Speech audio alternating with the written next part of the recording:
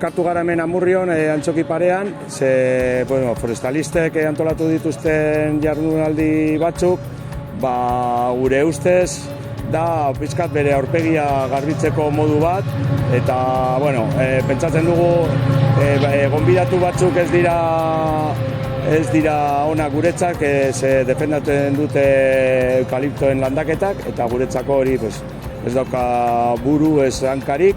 Larun bat honetan daukagu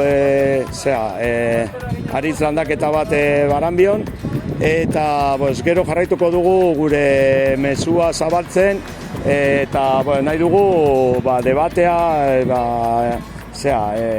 herrian eta zabaltzea, eta jendea eukitzea datu guztiak. Ez bakarrik mendiak jaben egin nahi duten guztiak egitea, baizik eta erakutsi nahi ditugu beste aukerak eta daudenak, eta beste modu batean tratatu behar ditugu basoak eta ingurumena.